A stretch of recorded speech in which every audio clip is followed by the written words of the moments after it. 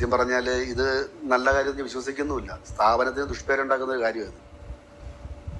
അത് ഒരിക്കലും ഇപ്പൊ ഞാനാണ് സ്ഥാപനത്തിന്റെ ആളാണെങ്കിൽ ഞാനും ഈ പറയുന്ന ആൾക്കാരെ നമ്മൾ മാറ്റി നിർത്തുക ചെയ്യും. ഹലോ ഗൈസ്, സിദ്ധാർത്ഥ് പ്രഭു ഉപ്പുമുളകിന്റെ കമന്റ് ബോക്സിൽ ഇപ്പോഴും ആളുകൾ ചോദിക്കുന്ന ഒരു കാര്യമാണ്, സിദ്ധാർത്ഥ് പ്രഭുവിനെ അറസ്റ്റ് ചെയ്തോ, പുള്ളി ജയിലിലാണോ ജാമ്യത്തിലാണോ, ഇനി ഈ പ്രോഗ്രാമിലേക്ക് തിരിച്ചു വരുമോ? നമ്മളെല്ലാവരും അറിഞ്ഞ കാര്യമാണ്, അവന്റെ വണ്ടി പോയിട്ട് ഒരു ലോട്ടറിക്കാരനെ ഇടിക്കുകയും പുള്ളി മരിക്കുകയൊക്കെ ചെയ്തു. അതിനുശേഷം ഇവന്റെ ഒരു അപ്ഡേറ്റ് നമുക്ക് കിട്ടിയില്ല. അവസാനമായിട്ട് ഇവൻ ജാമ്യത്തിലാണെന്നാണ് നമ്മൾ അറിഞ്ഞേ. ഇവന്റെ ഈ കേസിന് പെട്ടെന്ന് ജാമ്യം കിട്ടും, കാരണം ഇവൻ അറിയാതെ ചെയ്ത ഒരു കാര്യമാണ്. അതായത് മനഃപൂർവ്വമല്ലാത്ത നരഹത്യ, അങ്ങനെ ഒരു പ്രിവിലേജ് ഈ കേസിനുണ്ട്.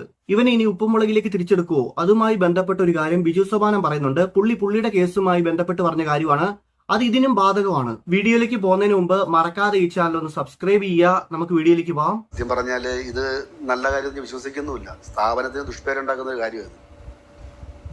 അത് ഒരിക്കലും ഇപ്പൊ ഞാനാണ് സ്ഥാപനത്തിന്റെ ആളാണെങ്കിൽ ഞാനും ഈ പറയുന്ന ആൾക്കാരെ നമ്മൾ മാറ്റി നിർത്തുക ചെയ്യും.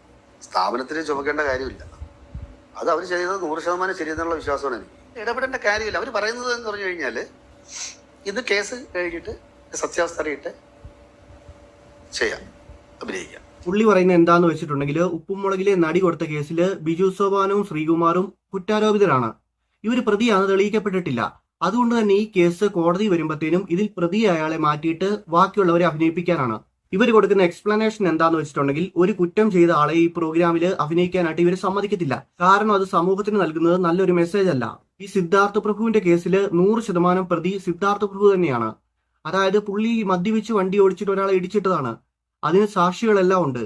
എന്നാൽ ബിജു സോപാനത്തിന്റെ കേസ് അങ്ങനെയല്ല, പുള്ളി കുറ്റാരോപിതനാണ്. ബിജു സോപാനം പറയുന്നത് ഈ കേസ് കോടതി വരുമ്പോഴത്തേനും കുറ്റം ചെയ്ത ആളെ മാറ്റൂന്നാണ്. ഇപ്പോൾ ഓൾറെഡി ഇവിടെ സിദ്ധാർത്ഥ് പ്രഭു കുറ്റക്കാരൻ തന്നെയാണ്. അങ്ങനെ വരുമ്പോഴത്തേനും സിദ്ധാർത്ഥിനെ ഇനിയും തിരിച്ചെടുക്കാനുള്ള ചാൻസ് ഇല്ല.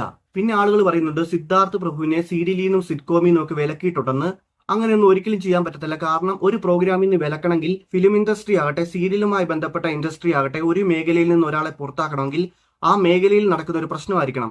അതായത് ഇപ്പൊ ഇവൻ സീരിയലോ സിറ്റ്കോമിലോ എല്ലാം അഭിനയിക്കുകയാണെങ്കിൽ അതിലെ കോ ആക്ടേഴ്സിന് ഇവൻ കാരണം എന്തെങ്കിലും പ്രശ്നം ഉണ്ടായിട്ടുണ്ടെങ്കിൽ ഇവനെ വിലക്കാം. അല്ലാതെ ഈ മേഖലയുമായി ബന്ധപ്പെടാതെ പുറത്ത് നടന്ന ഒരു ഇഷ്യൂവിന്റെ പേരിൽ ഇവനെ വിലക്കാനായിട്ട് ആർക്കും റൈറ്റ് ഇല്ല. കാരണം ഇവന്റെ ജോലിയാണിത്. ഇപ്പൊ നിങ്ങൾ ചോദിക്കും ദിലീപിന്റെ കാര്യത്തിൽ ദിലീപ് എന്നിട്ട് അഭിനയിച്ചല്ലോ എന്ന്.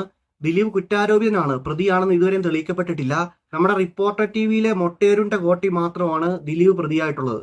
എനിക്ക് തോന്നുന്നു ഈ മനഃപൂർവ്വമല്ലാത്ത നരഹത്യ IPC 304A ആണ് വരുന്നത്. 2 വർഷം തടവ്, പിഴ, അല്ലെങ്കിൽ രണ്ടും കൂടെ ഒരുമിച്ച് കിട്ടും. ഇത് കോടതിയിൽ ചെല്ലുമ്പോഴത്തേനും ജഡ്ജ് ഈ വാദം കേട്ടിട്ട് ഇതിന്റെ സാഹചര്യം എല്ലാം പരിശോധിച്ചിട്ടാണ് പണിഷ്മെന്റ് കൊടുക്കുന്നത്. പലരും ചോദിക്കുന്നുണ്ട്, അവൻ വെള്ളം അടിച്ചിട്ട് പോയിട്ട് ഒരാളെ ഇടിച്ചിട്ടതല്ലേ, അതെങ്ങനെ മനഃപൂർവ്വമല്ലാത്ത നരഹത്യാവുന്നു? അങ്ങനെ തന്നെയാണ് ആ കേസ് വരുന്നത്. കാരണം വെള്ളം അടിക്കുമ്പോഴത്തേനും ഇൻടോക്സിയേറ്റഡ് ആയിട്ട് നമുക്ക് അറിയുന്നില്ല നമ്മൾ ചെയ്ത കാര്യങ്ങൾ. അതായത് മദ്യപിക്കുമ്പോൾ നമ്മൾ അബോധാവസ്ഥയിലായിരിക്കും. നമ്മുടെ ബ്രെയിന് അപ്പൊ കറക്റ്റ് നമ്മൾ ഉദ്ദേശിക്കുന്ന പോലെ വർക്ക് ചെയ്യത്തില്ല. അങ്ങനെ വരുമ്പോഴത്തേനും ഈ ആക്ട് തന്നെയാണ് വരുന്നത്. കാരണം അറിവില്ലായ്മ കൊണ്ട് തന്നെയാണ് അപ്പൊ ചെയ്യുന്നത്. പിന്നെ റോഡ് നിയമവും ഈ കേസും ഒക്കെ വെച്ചിട്ട് ഇവന്റെ ലൈസൻസ് സസ്പെൻസോ ഡിസ്മിസോ ഒക്കെ ചെയ്യാം. അങ്ങനെ നമ്മുടെ റൂൾ പ്രകാരം ചെയ്യാവുന്ന കാര്യമാണ്. ഇപ്പൊ സസ്പെൻഡ് ആണ് ചെയ്തിരിക്കുന്നതെന്നാണ് പറയുന്നത്. ഇവനിപ്പോ സോഷ്യൽ മീഡിയയിൽ വരാത്ത കാര്യം എന്താന്ന് വെച്ചിട്ടുണ്ടെങ്കിൽ, ഇവനിപ്പോ ലൈവിലോ ഇന്റർവ്യൂലോ ഒക്കെ വന്നിട്ട് ഇവൻ ചെയ്ത തെറ്റിനെ ഗ്ലോറിഫൈ ചെയ്യുവാണെങ്കിൽ ഉറപ്പായിട്ടും ഇവന്റെ ലൈസൻസ് ഡിസ്മിസ് ചെയ്യും. അങ്ങനെയാണ് സഞ്ജു ടെക്കിക്ക് പറ്റിയത്. സത്യം പറയുവാണെങ്കിൽ ഇവിടെ നഷ്ടം സംഭവിച്ചത് മരിച്ച ആളുടെ കുടുംബത്തിന് തന്നെയാണ്. അതായത് ഇവനൊരു നല്ല വക്കീലിനെ വെക്കുവാണെങ്കിൽ ഉറപ്പായിട്ടും ഊരിപ്പോരും. പക്ഷേ ആ മരിച്ച ആളുടെ കുടുംബത്തിന് അങ്ങനെയല്ല. ആ കുടുംബത്തിന്റെ എല്ലാ ചെലവുകളും നോക്കിയിരുന്ന ഒരാളാണ് മരിച്ചത്. അദ്ദേഹത്തിന്റെ ഒരു സഹോദരൻ സംസാരിക്കുന്നുണ്ടായിരുന്നു. അദ്ദേഹത്തിന്റെ ഭാര്യയാണെങ്കിൽ ജോലിക്കൊന്നും പോകുന്നില്ല, മക്കള് പഠിച്ചുകൊണ്ടിരിക്കുകയാണ്. വളരെ ദയനീയമാണ് അവരുടെ കുടുംബം ഇപ്പോഴെന്ന്. ഇവനും ഇവന്റെ ഫാമിലിയും എന്തെങ്കിലും സഹായം അവർക്ക് വേണ്ടി ചെയ്യണം, ഇല്ലെങ്കിൽ നല്ല പ്രാക്ക് കിട്ടും. കാരണം ഇവൻ കാരണമാണ് ആ കുടുംബം അങ്ങനെയായത്. ഇവൻ അറിയാതെ ചെയ്തൊരു തെറ്റാണെങ്കിലും ഇവൻ കാരണമാണ് ആ കുടുംബം ഇപ്പോൾ ആരും ഇല്ലാതായത്. ഓൾറെഡി ബിജു സോപാനം തന്നെ പറഞ്ഞിട്ടുണ്ട് കേസിൽ പ്രതിയായ ഒരാളെ അതിൽ അഭിനയിപ്പിക്കില്ലെന്ന്. കാരണം അഭിനയിപ്പിക്കണമെങ്കിൽ ആ കേസ് കോടതി വന്നിട്ട് നിരപരാധിയാണെന്ന് തെളിയിക്കണം. സിദ്ധാർത്ഥിനി അടുത്തൊന്നും ഉപ്പുമുളകിലേക്ക് തിരിച്ചു വരാൻ സാധ്യതയില്ലെന്നാണ് എന്റെ അഭിപ്രായം. ഗൈസ്, എനിക്ക് ഇത്രയൊക്കെ ഉള്ളൂ പറയാൻ. വീഡിയോ ഇഷ്ടപ്പെട്ടെങ്കിൽ ലൈക്ക് ചെയ്യുക, സബ്സ്ക്രൈബ് ചെയ്യുക.